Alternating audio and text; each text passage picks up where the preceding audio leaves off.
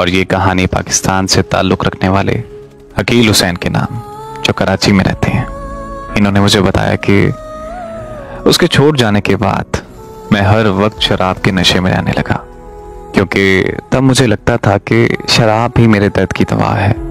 ایک دن میں شراب کے نشے میں دوست کے گھر سے اپنے گھر واپس آ رہا تھا کہ راستے میں میری بائک کا ایکسیڈنٹ ہو گیا۔ ایکسیڈنٹ ہوتے ہی میں بے ہوش ہو گیا۔ جب مجھے ہوش آیا تو میں بالکل ٹھیک تھا، مگر جب میں نے چاروں جانب دیکھا تو میں کسی مسجد میں تھا۔ میں فوراً وہاں سے بھاگ کر سیدھا اپنے گھر آ گیا۔ گھر آنے کے بعد مجھے احساس ہوا کہ جس انسان نے مجھے رات کو بچایا ہے مجھے اس کا شکریہ ادا کرنا چاہیے۔ تو میں غسل کرنے کے بعد اسی مسجد میں چلا گیا اور جا کر مولوی صاحب کا شکریہ ادا کیا۔ مولوی صاحب نے میرے کندھے پر ہاتھ رکھتے ہوئے پوچھا کہ اے اللہ کے بندے، کیا ہوا؟ تم مسجد سے بھاگ کیوں گئے تھے؟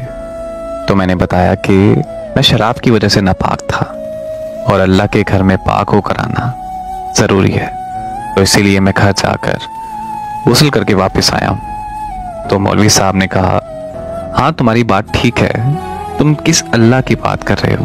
تو میں نے جواب دیا کہ اللہ تو ایک ہی ہے، جو آپ کا ہے وہی میرا ہے۔ تو مولوی صاحب ہنس کر کہنے لگے کہ میرے اللہ کا گھر تو انسان کا دل ہے، اور جس مسجد کی تم بات کر رہے ہو وہ اللہ کا گھر نہیں ہے، بلکہ اللہ کے ذکر کے لیے مسلمانوں کی عبادت گاہ ہے یہ۔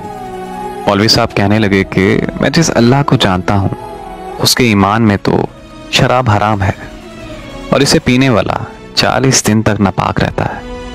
مولوی صاحب کی یہ بات سن کر میری آنکھوں سے آنسو بہنے لگے، تو میں نے فوراً سجدے میں گر کر شراب سے توبہ کر لی۔ مولوی صاحب میری طرف دیکھ کر مسکرائے اور مجھے کہنے لگے کہ بے شک اللہ تعالیٰ جسے چاہتا ہے ہدایت بخشتا ہے۔ پھر عشق حقیقی میں سمجھ آیا کہ سکون کیا ہوتا ہے، اور مجھے یہ بھی سمجھ آیا کہ عشق مجازی میں دھوکہ کھانے کے بعد عشق حقیقی کے سوا کوئی دوا دل کو راحت نہیں بخش سکتی۔ اور جب آپ کو اللہ سے محبت ہو جائے نا تو یہ دنیا بھی آپ کی، آخرت بھی آپ کی۔